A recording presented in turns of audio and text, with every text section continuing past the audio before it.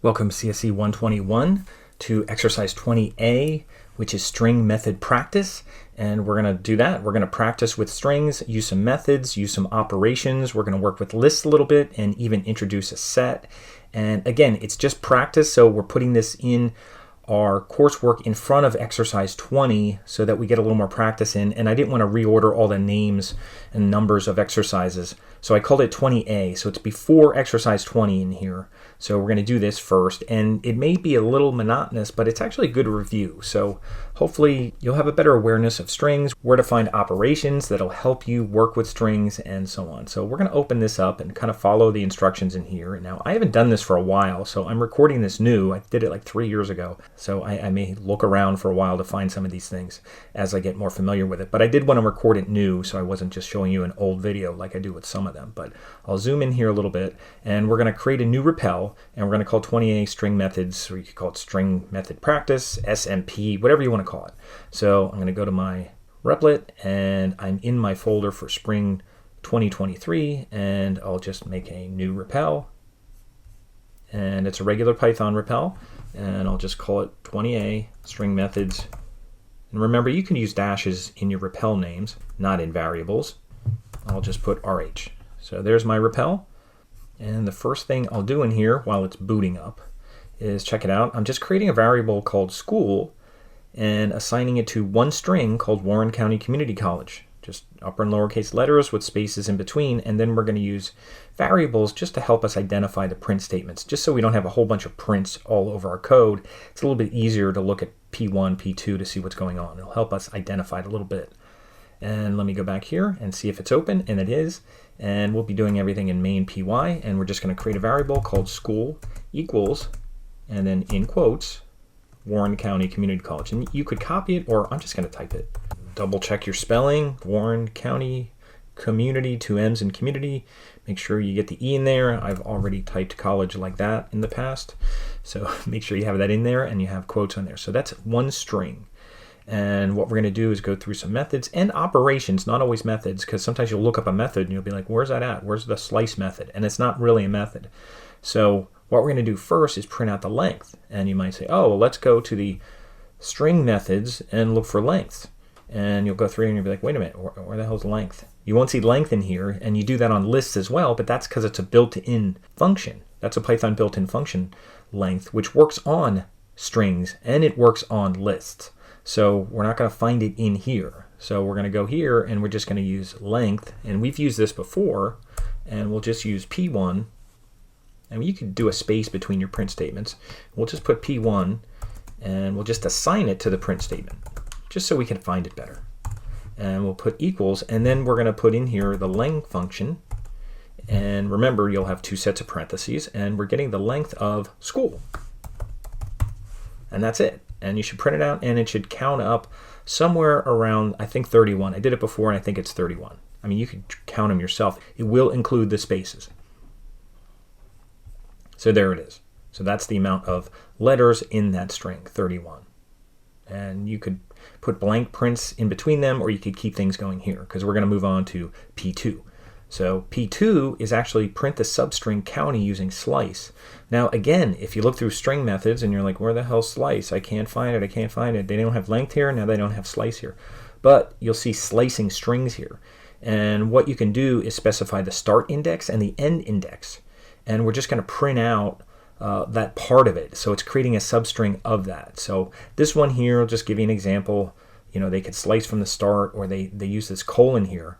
What's going to happen here in hello world, it's going from index 2 to 5. Now, index 2 is 0, 1, 2. So it's going to start with that L, which is 2, 3, 4, 5. Now, it won't include the comma because it doesn't include the high range here. So it should just have LLO, I think is what should print out. And it's there already. I'm waiting to hit run. It's already there. So it's printing out LLO. So that's going from index of L, which is 2. Remember, it goes 0, 1, 2, and then it's doing 3, 4, and it does not do the high end, so it's not doing the comma. So that's how that works, and we're just going to do that and print out county. So that means we're going to have to count where it is. We're going to do a little work here. So this is index 1, 2, 3, 4, 5, 6, 7, 8. So we're going to go with 8, and then it's going to be 9, 10, 11, 12, 13, and then we're going to do 14, so that's the high end, so it gets county in there. So we're going to print out county, and it's going to be index 8 through 14. So we could put a space here and put P2, and we'll put print, and we're going to be printing. How do we do this again? Let's just double check. We're printing the variable, which is going to be school, and then in brackets we're putting the range. So like that. That's why we're doing this. We're practicing. So let's go back, and again we're doing school, and then in brackets, because we're using index numbers, we're going to do 8 and colon and then 14, and that should print out county if we're doing it correctly. Okay, we didn't get C in there. Did I count wrong? 0, 1, 2. I did get it wrong. That's why we practice this. 7 through 14, and there we go. County. That's right. 7 through 14. So check my notes. Make sure I don't have 8 on there. So we have to actually count them. So that's number 5, which is P2. Now P3 prints the index position of C in county. Now, how do we get index position? That may be a string method. Let's check out string methods, and let's see if they have something called index. And they do. Searches a string for a specified value and returns the position of where it was found. Now let's look at how it works. Now this is a method, so it's going to do the variable dot index, and it's going to get the index of that. So we're always going to put the variable dot with a method. So dot method, and then whatever we want inside there. So we want the index of C. So what we should do here for P3, see, it seems simple, but it takes a little kind of experimenting here. P3 is going to equal print, and then what we're going to print is going to be school dot index, and in parentheses, and let me make sure it is parentheses. It is parentheses because it's a method, and what we're looking for is C. So do we have to use a capital C, small c?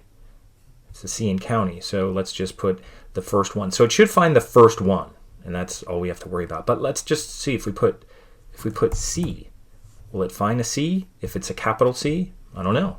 Let's find out. Oh, it didn't find it. Substring not found. How about a capital C? Okay, and that works. So you could always convert to all capital or all lowercase or something if you had an issue with doing that. But now at least we know that it is coming up with index 7, because remember 7's where we started county, so we should have known that already. But we had to use a capital C there or else it didn't find it. So that's P3. And then we're going to go to P4 here, and we're going to print just the letters of the college using negative slices. So you can use negative slices. So that's going to be the substring here. So we're kind of going back and looking for negative slices. So we could go back to slicing. So that was, again, Python strings, and that was slicing strings. And I think they show where you could do negative slicing. Negative slicing. So it's kind of going backwards. And this one here, let's see what it's doing, just because it's kind of hard to think about. You've used negative indexes to start the slice from the end and go back.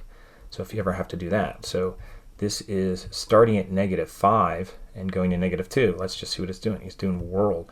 So it's starting at -5, so it's going, and let's just see what's happening here. It's actually counting from the end, and it doesn't count 0. So if we look at this end, it's gonna, the far end, it's gonna go -1, -2, and it's gonna start there with L, and then the other way it's gonna go -1, -2, -3, -4, -5, and 5 will include the O there, but this one, -1, -2, the -2 will not include the D, so that's where it's getting the ORL, and it's doing that. So I don't know if that's really something you'd want to be doing a lot. They're making it kind of hard there, but in ours, what I'm asking you to do here is use negative slices and print just the word college. So you can actually just have the starting end of it. You don't have to have the other one. So I think with slicing here, you can just start at a certain point and kind of go back. So the end should be default at the end. So let's see how that works here. And again, I haven't done this for a while, so it's practice for me too. So let's go P4 equals, and we're going to slice the same way as this one up here. So we're kind of going back to what we're doing in P2. So you can even copy the print statement and put it here. And we're going to be using school, except we're going to be using, let's see, -1, -2, -3, -4, -5, -6, -7. So let's try -7 and not put anything here. See if that works. And it worked. So that works. So we're counting back from the first end of it, and this would be the far end. So if you put like -1, like if you put -1 here, it would probably just take away the E, which it does, and we don't want to do that.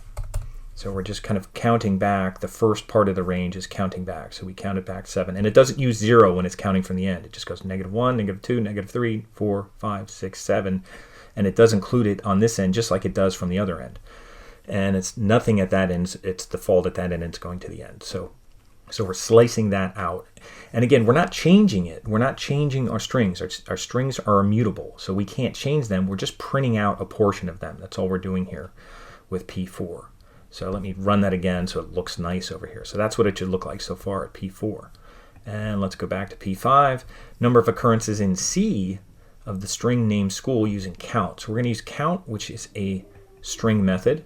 And I believe, let's check, I don't see counting strings here, so I'm going to go to string methods. And I'm going to look for something called count. Returns the number of times a specified value occurs in a string. So we're going to count here, and you could put little comments, but we have our notes, so we should be all right. So we're going to do P5 equals, and if you want to see how it works, click on it. And it's kind of like the other method where we did index. We're going to use count. .count is a method, so it's going to be school.count, and we're going to count C's. So let's count the C's. And let me just double check. Number of occurrences in C in the string. So we have a lot of C's. Do we have any small C's, or are they all big C's? I guess we have to check it out. Capital C, capital C, capital C. So they're all capital C's. If they were small C's, we'd have to kind of look for both of them. We'd have to find a way to kind of do an if and kind of look for them, or we'd have to convert them into lowercase first before we print it out. We'd loop through them and then convert them to lowercase. We do for I in school, and then we convert them to lowercase. We convert all the I to lowercase, and then we'd kind of do this printout kind of thing. But for now, we just have to print out the C, so that makes it pretty easy. So we're just going to do print, and we're going to do school.count, and we need parentheses for count, and we're looking for C, the string C. And there should be 3 of them.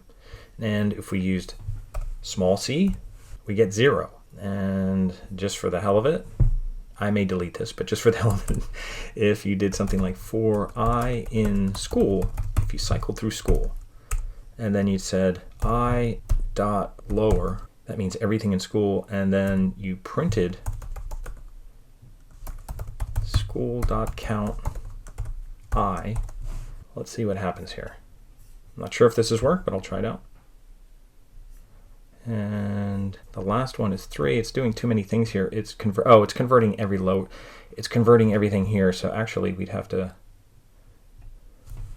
could we do this? There we go.